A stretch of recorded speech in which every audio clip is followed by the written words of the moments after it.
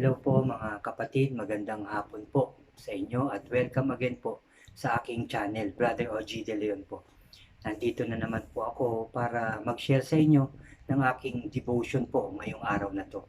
Dito po sa James or Santiago, chapter 1, verse 12 hanggang verse 18 po ang aking isi-share sa inyo ngayong hapon na to mga kapatid. Maganda na naman itong aking isi-share po sa inyo.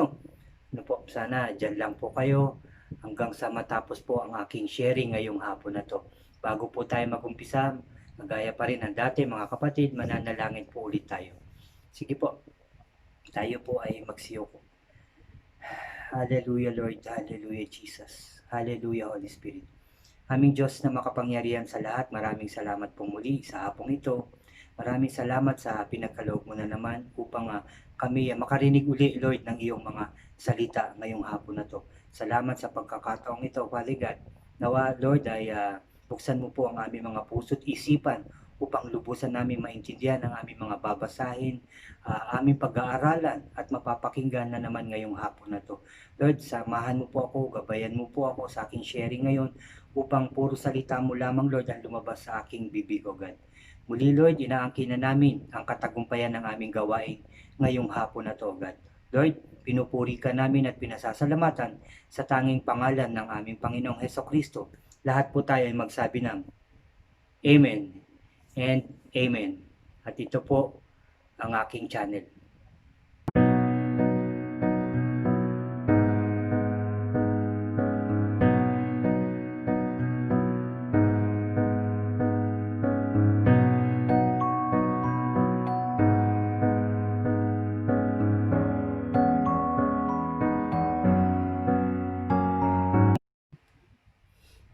Hello po mga kapatid, welcome again to my channel. Ano po? At andito nga po ako para mag-share sa inyo dito sa James or Santiago. Ano po?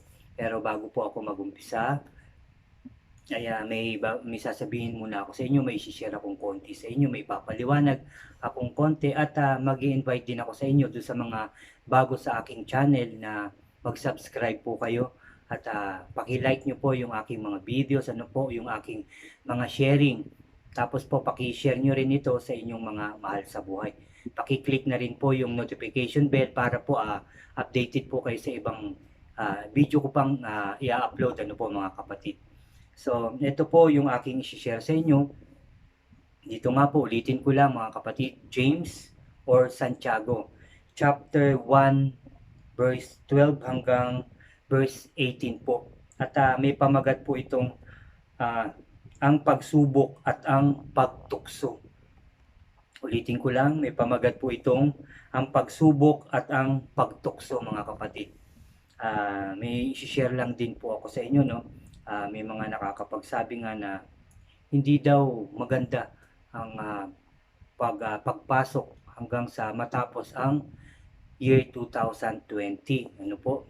At meron nga din kanina lang may nag chat sa akin ano na ang year 2000 daw po ay puro pagsubok. Year 2020 ano po? Puro pagsubok daw po ano. At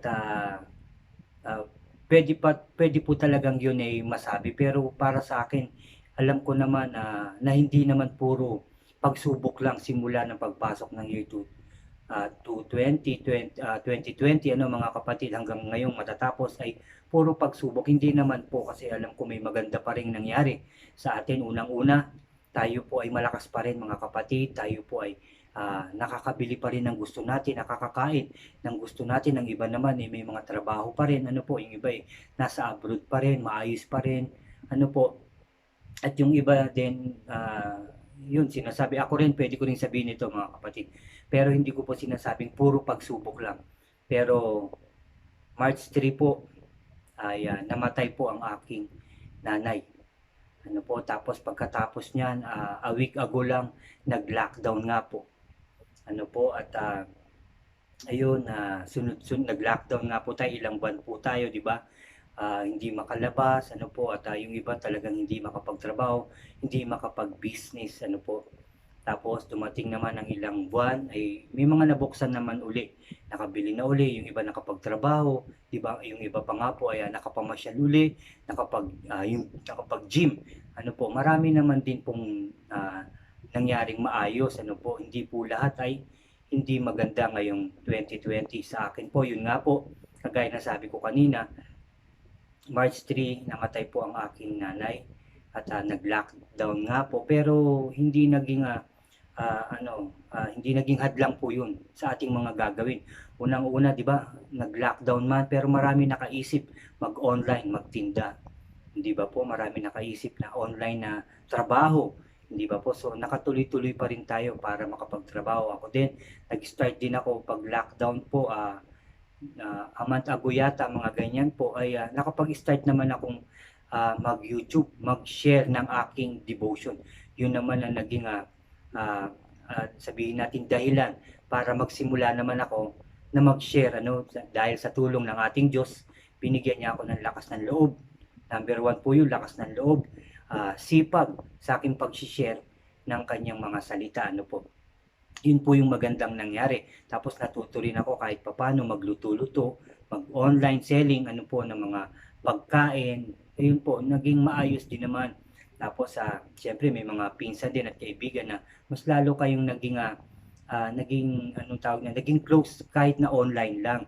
Nagkaroon din kami ng mga Bible study pa na through online din, mga kapatid. So ibig sabihin, hindi naman po talaga napaka pangit o hindi talaga maganda na sabihin na talagang puro pagsubok na lang buong isang taon. Hindi po naman ganun. Sigurado po ako yan at kayo alam nyo rin yan na hindi talaga po. Although talagang may namatayan, marami daw nagkasakit, mga kapatid, mga ganyan, nawalan ng trabaho, hindi makapag-abroad, pero may mga dahilan naman din yun kung bakit hindi nangyari. Yung iba talagang, yung hindi nakapag-abroad, mas kumita pa raw siya. Di ba, nababalitaan natin na mas kumita pa siya ngayon simula nung mag-lockdown kasi marami siyang naisip na itinda, nag-barbecue or kung ano-ano pang pagtinda. Po. So, hindi po talaga lahat na ang buong taon na ito ay puro pagsubok lang. May maayos at magaganda rin. At meron din itinuturo sa atin ang ating Diyos, ang ating Ama sa Langit na dapat nating gawin. Unang-una, yung maging mas malapit po sa Kanya. Number one po yan. Yung magmahalan, magpatawad sa isa't isa at magpakumbaba sa bawat isa. Yan po ang tinuturo sa atin ngayon at sa mga susunod pang panahon, mga kapatid. Ito nga po at ang aking mga sharing, kung mapapanood nyo po ang aking sharing talaga, itong pag-aaral din na matatawag natin na Bible study, marami po tayong matututunan talaga sa nangyari, sa ating nabasa at yung ating buhay ngayon ay talagang makikita natin na naging maayos din, lalo-lalo na yung ating pananampalataya sa ating Diyos, yung pagtitiwala sa ating Diyos, yung paglapit natin, yung panalangin, mas lalo pong nadagdagan. Alam ko po yan, di ba po? Dati, every Sunday lang siguro or paminsan-minsan nakakapag-pray tayo. Pero ngayon po, alam ko, hindi lang araw-araw, kundi oras-oras pa na tayo ay nananalangin, lumalapit sa ating Diyos. At alam ko rin, mga kapatid, na mas lalo tayong nagtiwala sa ating Diyos. Mas lalo natin siyang hinanap. Mas lalo natin siyang kailangan, mga kapatid. At nawa yan, hindi lang po ngayon. Nawa hanggang sa mga susunod pang panahon, taon. At yan din ay share natin yung pagiging naging malakas natin, yung pananampalataya natin sa ating Diyos. Nawa mai-share natin din yan sa ating mga mahal sa buhay, mga kaibigan at kapitbahay. Yung panalangin din na oras-oras tayong lalapit sa ating Diyos, hindi lang yung hihingi ng tulong, gabay, hindi lang, kundi yung pasasalamat po, oras-oras ay dapat din natin sabihin at iparating sa ating Diyos Ama. Salamat po and amen po. So dito nga po sa aking sharing dito sa Santiago chapter 1 verse 12 hanggang 18 po, na maulitin ko lang na may pamagat ang pagsubok at ang pagtukso. Sabi po dito, kung kayo po ay may hawak na Bible, sundan nyo rin po ako, magbasa rin po kayo, mga kapatid, no? Sabi po dito sa verse 12, chapter 1 verse 12, mapalad ang taong nananatiling tapat sa kabila ng mga pagsubok. Sabi po, ulitin ko lang, mapalad ang taong nananatiling tapat sa kabila ng mga pagsubok. sapagkat matapos siyang subukin, tatanggap siya ng gantimpala ng buhay na ipinangako ng Panginoon sa mga umibig sa Kanya. Sabi po dito, verse 12 po yan. Ulitin ko lang, napakaganda po ng sinasabi na sa kabila ng napakaraming pagsubok, ito po ang sinasabi sa atin. Sa atin po lahat to, hindi lang po sa akin, sa inyong lahat, sa ating lahat mga kapatid. Mapalad ang taong nananatiling tapat sa kabila ng mga pagsubok, sapagkat matapos siyang subukin, tatanggap siya ng gantimpala ng buhay na ipinangako ng Panginoon sa mga umibig sa Kanya. Dahil po tayo ay mas lalong napalapit sa ating Diyos sa mga nangyayari ngayon sa atin, mas lalong tumibay yung ating pananampalataya, mas lalong tumibay yung ating pagmamahal sa ating Diyos. Ang sinasabi po dito, tayo daw po ay tatanggap ng gantimpala. Sabi dito, gantimpala ng buhay. Dahil mas lalo tayong lumapit, nagtiwala, talagang yung protection lagi ng ating Diyos. Lagi nating hinihingi mga kapatid, saan man tayo pupunta. Ano po, kagaya ko rin, may mga araw po, may mga times na lumuluwas din po talaga ako ng Manila para silipin at pasyalan din yung aking mga kapatid.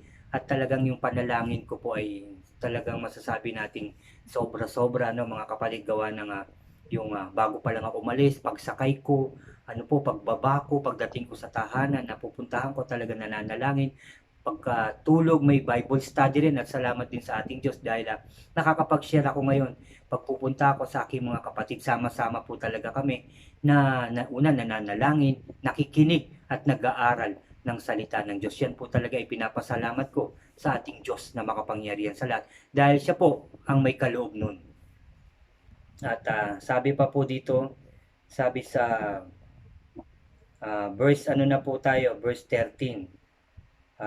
Sabi dito, yung ulitin ko lang, yun nga, mapalad ang taong nananatiling tapat sa kabila ng pagsubok, sapagkat matapos siyang subukin, tatanggap siya ng gantimpala ng buhay na ipinangako ng Panginoon sa mga umibig sa Kanya. Sabi sa 13, mga kapatid, huwag sabihin ni naman na tinutukso siya ng Diyos kapag siya ay dumaranas ng pagsubok, sapagkat ang Diyos ay hindi maaaring matukso at hindi rin naman niya tinutukso ang kahit sino, mga kapatid, kasi may mga nagsasabi, di ba, na yung nararanasan daw nila ngayon na baka gawa daw ng ating Diyos, sinusubukan daw sila ng ating Diyos, o sabihin natin, natukso ko napalapit ako dun sa taong yun, siguro gawa ito ng Diyos na para ako mas lalong lumapit. Hindi po, sinasabi po talaga sa Biblia, mga kapatid, hindi po nanunukso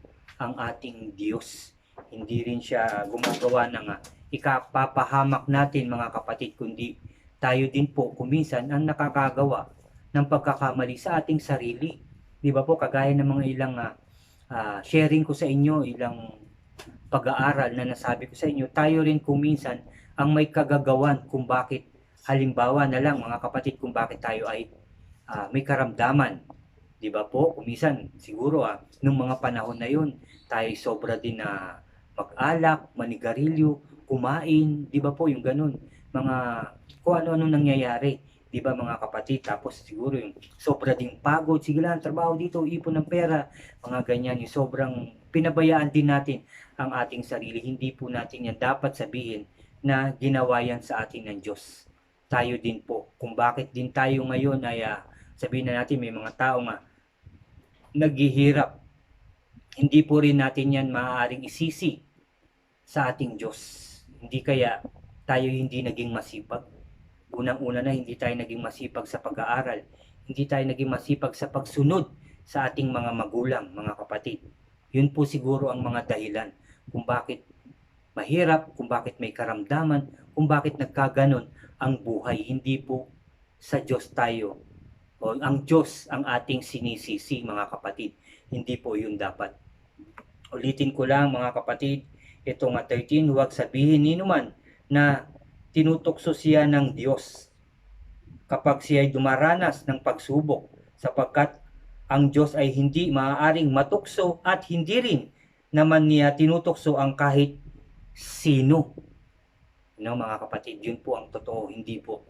Ulitin ko lang, mga kapatid, kung ano man yung nararanasan natin, kung ano man yung nangyari sa atin, maaring tayo rin ang may kagagawan. Kung hindi man tayo, siguro ay yung ginawa, halimbawa, kagaya niyan, di ba, alam naman din natin yung mga bata na pagsilang, bakit may, kuminsan, bakit may kapansanan, kung bakit ganyan, ganun. Kuminsan din, yung din magulang, yung ding nanay, sorry po, doon sa mga halimbawa may matatamaan man kung sakali. Hindi ba po yung halimbawa may mga buntis kasi ako nakikita ko rin, may mga kaibigan din ako dati na ganyan na kahit na sila ay buntis, naninigarilyo, umiinom ng alak at kuminsan, totoo mga kapatid, nagda-drugs din sila. So, di ba, maaapektuhan po yung kanilang nasa sinapupunan. Kaya baka sabihin siguro si Lord na may gusto nito, hindi po yung totoo. Tayo rin po kuminsan na may kagagawan. Kaya kuminsan yung nagiging anak, yung ilalabas ng nanay ay nagkakaroon ng diferensya dahil po rin sa kagagawan ng nanay, di ba po? O ng magulang. Kung minsan ay sinasabi naman ay nabugbog o nasipa, nalaglag sa tuloy, nalaglag sa hagdanan. Maaring ganun po yung mga nangyayari. Pero hindi po yun gawa ng ating Diyos. Hindi po. Lagi niyo pong iisipin yan. Hindi po Diyos ang gumawa nun. Isipin din natin na baka tayo rin ay may pagkukulang. Tayo rin ay may kagagawan. Di ba mga kapatid? Tama naman po yung aking sinasabi. Sabi po sa 14, natutokso ang tao kapag siya'y naaakit. Pakinggan niyo po ito mga kapatid. Natutokso ang tao kapag siya'y naaakit at nagpapatangay sa kanyang sariling nasa. Di ba po? Ulitin ko ulit mga kapatid. Ulitin ko lang bago ko po ito ay paliwanag sa inyo.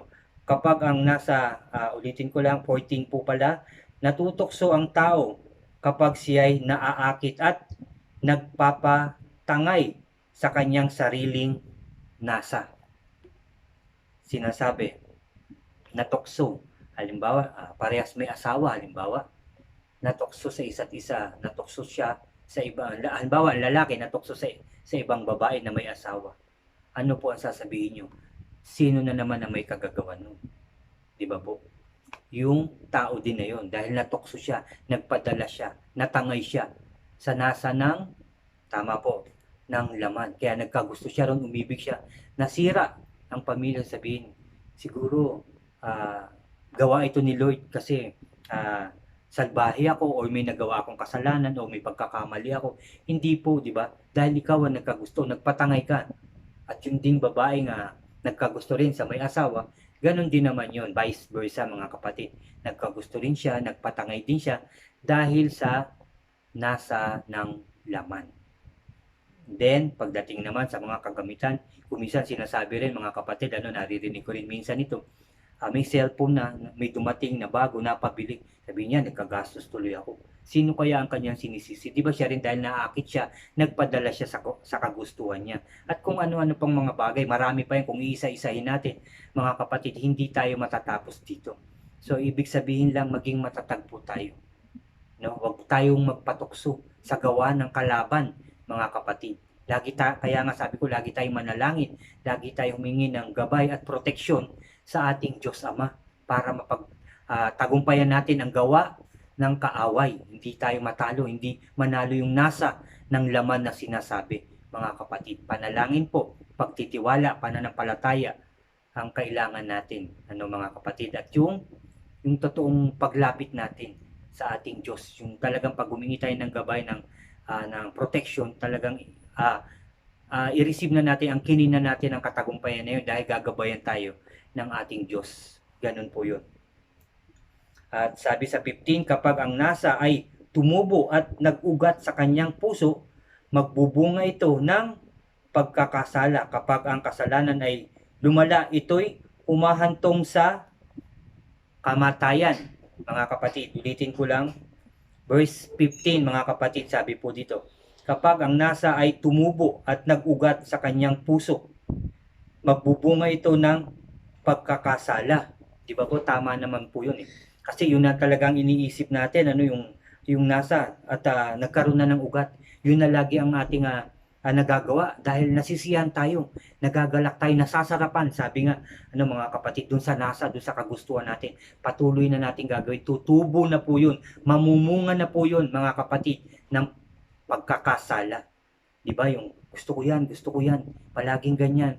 Simulan na natin kahit na sabihin natin sa maliit na bagay na muna, mga kapatid, yung lang paninigarilyo. Salamat sa Diyos, ako'y nakalimutan ko na yan, naitigil ko na yan mga 10 years ago na, mga kapatid, pati alak, So ibig ko sabihin, kapag ka nag-start ang bata na magsigarilyo pa isa-isa, una uubuin pa yan, ayokong pangit ng lasa, pero dahan-dahan, kapag kayan talaga ay nagustuhan niya na, araw-araw niya na yan gagawin at hahanapin na. Pagkatapos kumain daw, masarap manigarilyo, yan po yun. Lahat po ng mga bagay, yung mga pagbili rin ng mga gamit na patuloy na nasisiyahan ka, nagagandahan ka sa paningin, bili ng bili, Pati na rin yung pagnanasa ng ating, yung pita ng laman, mga kapatid, nasasarapan na tayo, di ba? Ganun. Meron ka ng girlfriend o live-in partner o asawa, pero mas gusto mo pa rin maghanap ng iba. Hinahanap-hanap na ng katawan. Tumubo na yan. Namunga na ng kasalanan, mga kapatid. Yan po ang ibig sabihin ng 15. Ulitin ko lang, mga kapatid, verse 15. Kapag ang nasa ay tumubo at nag-ugat sa kanyang puso, mamumunga ito ng pagkakasala. Kapag ang kasalanan ay lumala, ito'y hahantong sa kamatayan. Dahil sobra-sobra na ang ating ginagawa. Yung paninigarilyo, di ba po, magkakasakit na tayo sa baga? Saan po hahantong? Tama po, kamatayan. At pag-inom din ng alak, mga kapatid, pakunti-kunti, ganyan. May mga tao pa akong nakikilala kahit doon sa aming lugar, sa Sampaloc, Manila.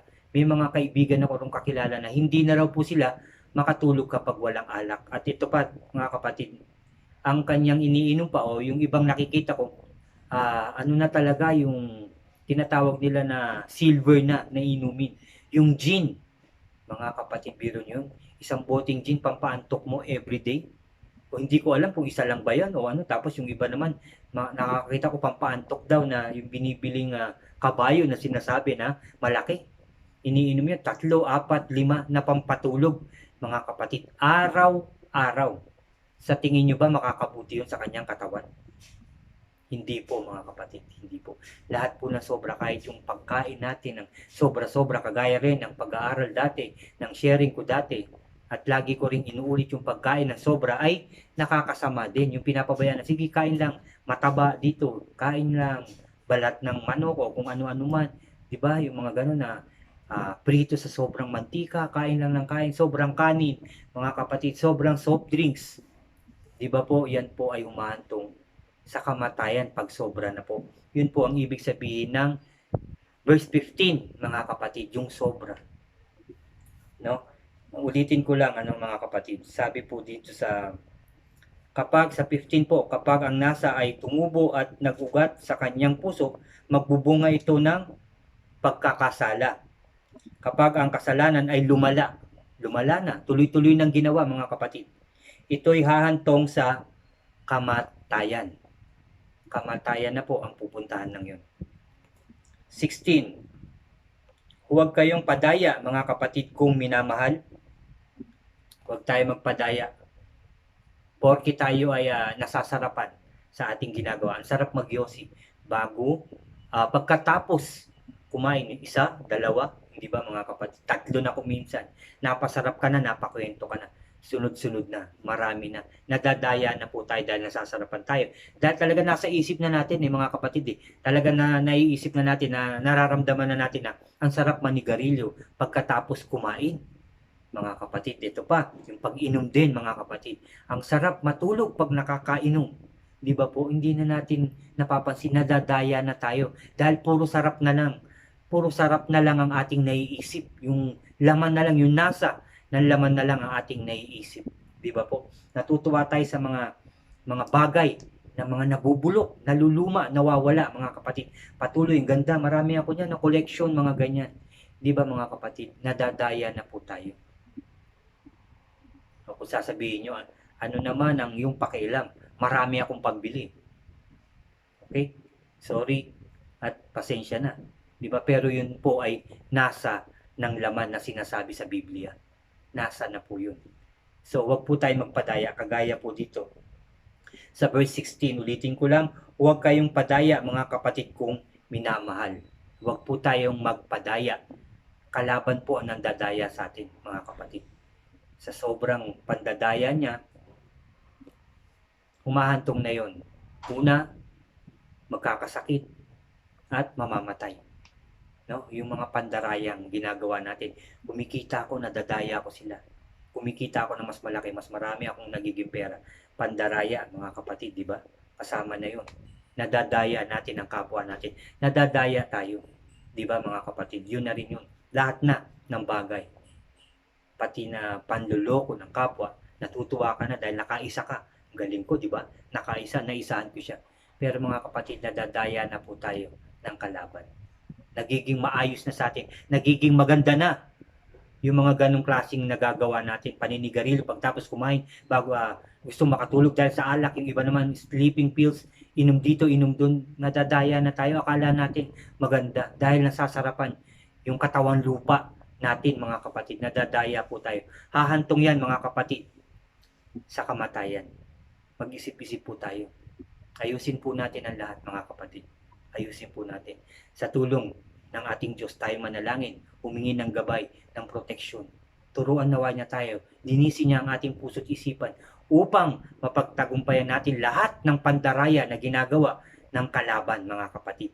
Yan po ang ating hilingin. Oras-oras, mga kapatid. Yung maging maayos tayo, maging mabuti tayo, hindi magagalitin na. Di ba? Hindi na nagsasalita ng hindi maganda sa ating kapwa, mga kapatid. Kahit nasa isip lang, gumawa tayo ng mabuti. Marahan tayo magsalita dahan-dahan. Huwag tayo makasakit ng kapwa, mga kapatid. Kahit na sa salita lamang. Gumawa tayo ng kabutihan, tumulong tayo. Ayon sa ating, yung galing sa puso't isipan natin, galing sa puso, yung ating pagtulong dapat sa ating kapwa. Ganyan po ang ating gawin. At magagawa natin yan sa tulong ng ating Diyos. Aantayin po niya tayo lagi na manalangin, na humingi ng tulong, gabay at proteksyon. At yon, mga kapatid, ay pagkakaloob sa iyo ngayon mismo. In Jesus' name. In Jesus' name. Ulit. Tapos po dito, mga kapatid, pagtapos ng 16 kanina, no, yung sa pagdadaya, sabi sa 17, mga kapatid, ang lahat ng mabuti at ganap na kaloob ay buhay at, mga kapatid, ulitin ko, verse 17, ang lahat ng mabuti at ganap na kaloob ay buhat sa Diyos. Ulitin ko, ang lahat ng mabuti at ganap na kaloob ay buhat sa Diyos mula sa Ama na lumikha ng mga tanglaw sa kalangitan. Hindi siya nagbabago o nagpapakita ng bahagyamang pagbabago. Mga kapatid, ang ating Diyos na lumikha ng langit at lupa, nagbigay ng lahat na nandito, nagbigay ng lahat ng kung ano meron ka. Sabihin mo na matalino ka, malakas ka, mayaman ka, bigay po yan sa iyo ng ating Diyos. Kung ikaw man ay maganda, gwapo, sabihin na natin, macho, sexy, kaloob yan ng ating Diyos sa iyo, mga kapatid. Galing yan sa ating Ama sa Langit. Ang lahat ng yan. At ang pagmamahal sa ating ng Diyos, dahil ikaw ay nagtitiwala, sumasampalataya sa ating Diyos. Hindi siya magbabago sa iyo. Hindi siya magbabago sa iyo. Yung kanyang pagmamahal, mga kapatid, hindi magbabago kanino man. Kung talaga tayo talagang lumalapit sa ating Diyos, gumagawa ng kabutihan, nagtitiwala sa Kanya, sumasampalataya sa Kanya, hindi magbabago ang Kanyang pag-ibig. Tayo po kuminsan ang lumilihis. Tayo po ang lumiliko. Di ba, may daan matuwid na sinasabi sa Biblia na gusto ng ating Diyos na ating lakaran. Pero hindi tayo minsan, no, mga kapatid, minsan, hindi ko naman nilalahat, pero minsan, dito tayo sa kaliwa, dito tayo sa kanan. Hindi tayo dumidiretso. Lumiliko tayo, mga kapatid, tayo po ang gumagawa nun. Pero ang gusto ng ating Diyos, maging matuwid tayo. Lagi lang siya nakatingin, lagi siya nag-aantay sa'yo, mga kapatid, oras-oras o minuto. Inaantay tayo ng ating Diyos na lumapit sa Kanya, nakausapin natin siya, na manalangin tayo sa Kanya, mga kapatid. Lumapit ng buong puso at kaluluwa. ibigin siya ng buong puso't kaluluwa. Yun po ang dapat nating gawin, at totoo pong lagi tayong inaantay ng ating Diyos, ang ating Ama sa langit. Tandaan nyo mga kapatid, mahal na mahal ka ng ating Diyos. Mahal na mahal tayo ng ating Diyos. Hindi po siya nagbabago. Inaantay ka lang niya na lumapit. No? Kapag ka ikaw ay nanalangin sa Kanya, dapat po yun ay iyong panghawakan na hanggat ikay nabubuhay. Magtiwala ka na at magantay saglit. Sigurado ko, ipagkakaloob niya ang iyong panalangin, ang iyong mga kahilingan, mga kapatid. Ngayon na yan, ibibigay na sa iyo ng ating Diyos. Dahil nagtitiwala ka, dahil lumalapit ka ng buong puso at kaluluwa, ibibigay niya na ang iyong panalangin, ang iyong kahilingan. Nasa sa iyo na, mga kapatid. In Jesus' name. Amen. And amen. Last, mga kapatid, sabi po dito sa 18, niloob niyang tayo'y maging anak niya. Ang Diyos ang nagkaloob nun. Siya ang may kagustuhan na maging anak niya tayo. Ulitin ko lang, niloob niyang tayo'y maging anak niya sa pamamagitan ng salita ng katotohanan upang tayo'y maging pangunahing higit kaysa lahat ng kanyang mga nilikha, mga kapatid. Tayo ang pangunahin. Di ba, mga kapatid? Kung mababasa nyo ang Genesis, mga kapatid, ang pasimula. Di ba? Unang ginawa ang langit at lupa. Di ba, mga kapatid? Tapos sunod-sunod na ang mga hayop, ang mga halaman. Di ba? Di ba, mga kapatid? Tapos may araw at buwan tayo. Araw sa umaga, buwan sa gabi para may liwanag tayo. Lahat yun, bago niya tayo ginawa. Huli niya tayong ginawa. Kasi po, para meron na tayong lahat ng ating pangangailangan. Yan po. Dahil tayo po ay mahalaga. Sabi nga dito, higit kaysa lahat ng kanyang mga nilalang, mga kapatid. Tayo po yung mga tao. Tayo po yun. Higit tayo sa lahat ng mga nilalang. Binigay niya muna lahat bago tayong lahat para makita na natin na maganda ang lahat. May puno, may tubig, mga kapatid, may hayop na makakain. Di ba? Kumpleto, mga kapatid. May mga halaman, bulaklak, puno. Diba? Lahat po meron na, mga kapatid.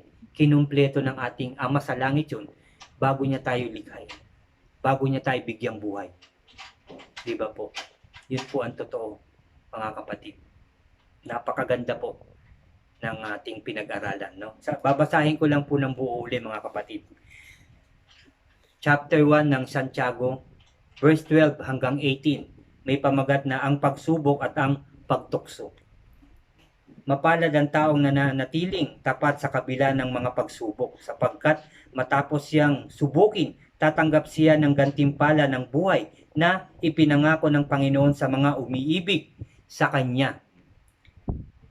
13. Huwag sabihin ni naman na tinukso siya ng Diyos kapag siya ay dumaranas ng pagsubok, sapagkat ang Diyos ay hindi maaaring matukso at hindi rin naman niya tinutukso ang kahit sino. 14. Natutokso ang tao kapag siya'y naaakit at nagpapatangay sa kanyang sariling nasa. 15. Kapag ang nasa ay tumubo at nagugat sa kanyang puso, magbubunga ito ng pagkakasala.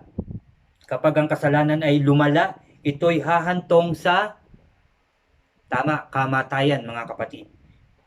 16. Huwag kayong padaya, mga kapatid kong minamahal. 17. Ang lahat ng mabuti at ganap na kaloob ay buhat sa Diyos. Lahat, mga kapatid, mula sa Ama na lumikha ng mga tanglaw sa kalangitan. Hindi siya nagbabago o nagpapakita ng bahagyamang pagbabago. Hindi nagbabago ang ating Diyos. Niloob niyang tayo'y maging anak niya sa pamamagitan ng salita ng katotohanan, upang tayo'y maging pangunahing higit kaysa lahat ng kanyang mga nilalang. Pangunahin ka, mga kapatid. Pangunahin tayong lahat sa lahat ng mga nilalang ng ating Diyos. Tayo ang number 1. Tayo ang mahalaga. Tayo ang kanyang mahal na mahal na mahal. Mahal na mahal ka ng Diyos, mga kapatid. Sobra. ang kanyang pagmamahal sa atin. Ibinigay niya ang lahat bago niya tayo lalangin, bago niya tayo bigyang buhay. 'Di ba? Na kahit tayo makasalanan, talagang may mga propeta na kinakausap niya upang lumapit, magbalik loob, magsisi, maging mabuti, maging matulungin, maging mapagkumbaba, maging mapagpatawad. 'Di ba lahat? Pero anong ginagawa? Sa Biblia rin sinabi, pinapapatay nyo ang mga tagapagsalita ng Diyos. 'Di ba? Pero nagpatuloy pa rin 'yun. Nagbigay pa rin siya ng mga propeta para magsalita sa ating lahat. Pero tumatalikod pa rin ang iba. Nagkakasala pa rin ang iba. Nagnanakaw, pumapatay, nangangalunya pa rin ang mga tao. Hanggang sa ibinigay niya ang kaisa-isang buktong niyang anak. Ang ating Panginoong Hesukristo. Tama mga kapatid. Binigay niya yun. Anong ginawa ng mga tao? Di ba naghayag siya? Nag-share siya. Kumuha rin siya ng 12 para kumalat. Pero ano pong ginawa ng mga tao sa kanya? Nilait, mga kapatid. Sinaktan, dinuraan, sinaksak, ipinapako sa krus, namatay ngunit nabuhay para sa iyo mga kapatid. Para sa iyo, para sa ating lahat. Muli siyang nabuhay. Kaya wag natin sayangin ang buhay na binigay sa atin ng ating Diyos, ng ating Panginoon Hesukristo. Magpatuloy tayo sa kabutihan. Kung ikaw man ngayon pa lamang nakakarinig ng salita ng ating Diyos, nakakapagbasa ng mga kapatid, magbalik loob ka na. Magbalik loob ng tuloy-tuloy, wag nang lilingon pa. Lumakad sa sinasabi ng ating Diyos na sa matuwid na daan tayo dadaan. Hindi na tayo liliko, hindi na tayo gagawa ng kasalanan, hindi na tayo magkakamali, hindi na tayo magagalit, hindi na tayo magmumura, hindi na tayo mag-iisip ng masama sa ating kapwa. Diba? Puro pagmamahalan na lamang dahil yun ang gusto ng ating Diyos. Dahil mahal na mahal tayo ng ating Diyos. Dapat yun din ang ating gawin. Mahalin natin ang buong puso at kaluluwa ang ating Diyos. Ganon din ang ating kapwa, mga kapatid. Ganon din ang pagmamahal na ialay natin sa kanila. Kagaya ng Panginoon sa Kristo na binigay ang kanyang buhay. Tayo rin. Kung maaari, bigay natin ang ating buhay sa ating kapwa. Para sa ating Diyos. Para sa kapatawaran ng ating mga kasalanan. Ialay natin, mga kapatid. Magsilbi tayo sa ating Diyos. Mag-share tayo ng salita niya. Kung mahal natin ang ating mga mahal sa buhay, sharean natin sila ng salita upang sila rin ay makabahagi sa pagpapala at pagpapatawad ng ating Diyos Ama. Yun po ang dapat nating gawin, mga kapatid. Yun po ang dapat nating gawin. Tayong lahat, simula sa ating presidente, pababa, hanggang sa atin, mga kapatid, hanggang sa magiging anak natin, apo natin, mga kapatid, kailangan natin i-share ang salita, ihayag ang salita ng ating Diyos. Amen and amen. Salamat po muli mga kapatid. Alam ko na bless po kayo. Dahil ako po ay bless na naman sa aking sharing ngayong hapon na to. Mga kapatid, talagang napakasarap basahin at pakinggan at pag-aralan ang salita ng ating Diyos. Alam ko na ito yung isa sa puso natin at isa sa buhay. Ang mga napag-aralan, ang mga narinig na naman natin ngayong salita ng ating Diyos. Salamat po muli sa inyo mga kapatid. Tayo po muli ay lalapit sa ating Diyos. Tayo po ay mga mananalangin at magpapasalamat. Sige po mga kapatid, ihanda po natin ang ating puso at isipan sa pakikipag-usap na naman sa ating Diyos na makapangyarihan, sa ating Diyos na buhay. Yes Lord, hallelujah Lord, hallelujah Jesus, hallelujah Holy Spirit. Father God in heaven, maraming salamat sa pagkakataong ito, Lord, na kami makarinig na naman ng iyong mga salita, na kami makapagbasa, makapag-aral ng iyong mga salita, O Lord. Salamat, Lord, sa iyong mga pangako. Salamat, Lord, sa iyong pag-ibig na hindi nagbabago. Sinabi talaga dito sa iyong mga salita na hindi nagbabago ang iyong pag-ibig sa bawat isa. Lalo na, Lord, sa mga taong totoong nagbabalik loob sa iyo, nagsisisi sa lahat ng kasalanan, nagiging mabuti, Father God, tumutulong, nagmamahal, nagpapatawad, at nagpapakumbaba. At lalong-lalo na, Lord, sumusunod sa iyo at tumatanggap ng buong puso at kaluluwa sa aming Panginoong Kristo, na aming maging hari, na aming maging Diyos, na aming maging Panginoon, na aming maging tagapagligtas. Lord, salamat Lord. Salamat Jesus, salamat Holy Spirit sa iyong mga salita. Lord, salamat din sa mga kapatid ko na nakikinig palagi ng aking mga salita, sa aking pamilya, Father God, sa lahat ng tao, Father God, na totoong nakikinig at isinasa puso't isipan at sinasabuhay ang iyong mga salita, O God. Salamat, Lord, dahil ikaw ang may kaloob na yan, O God. Ikaw po ang may bigay ng yan, O Lord. Salamat, Lord. Salamat, Jesus. Salamat, Holy Spirit, O God. And Lord, I pray na ang lahat ng tao ay ikaw ay hanapin. Magbalik loob sa iyo. Magsisi, Father God. Lahat, Lord. Lahat ng tao. Pati po ako, aking mga mahal sa buhay. Kami lahat, Lord. Magbabalik loob. Magsisisi, Father God.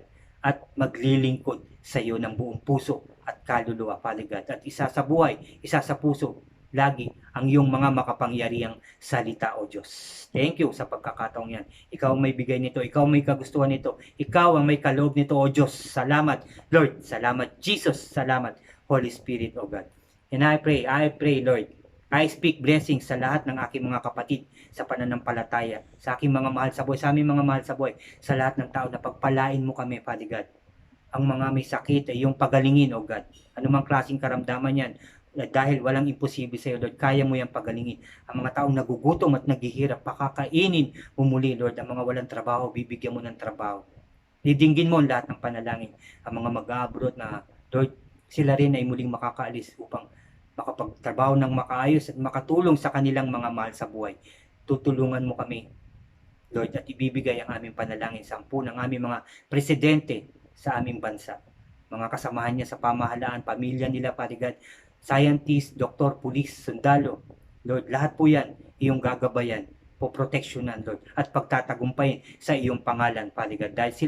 Dahil kami ay umaasa sa iyong pangalan, sa iyong kapangyarihan, sa iyong pag-ibig, O Diyos, na hindi nagbabago. Kami umaasa, O God. Kami aasa hanggang kami nabubuhay, O God. Salamat, Lord. Salamat, Jesus. Salamat, Holy Spirit, O God. Salamat po muli, Lord, sa pagkakataong ito. Salamat, Lord, sa iyong lakas na loob na binigay sa akin, sipag at talino upang mag-share ng iyong mga makapangyarihan salita, O God. Salamat, Lord. Salamat, Lord. Salamat, Jesus. Salamat, Holy Spirit. Muli, Lord, pinupuri ka namin, pinasasalamatan, sinasamba at dinadakila, O Diyos, sa tanging pangalan ng aming Panginoon sa Kristo, na aming tagapagligtas. Lahat po tayo ay magsabi ng Amen and Amen and Amen. Amen. Salamat mga kapatid, salamat po sa inyo. Salamat po. Mabuhay po tayong lahat. At God bless po sa ating lahat. Ang pagpapala ng ating Diyos ay sumainyong lahat at sumaating lahat. Amen and Amen. Amen.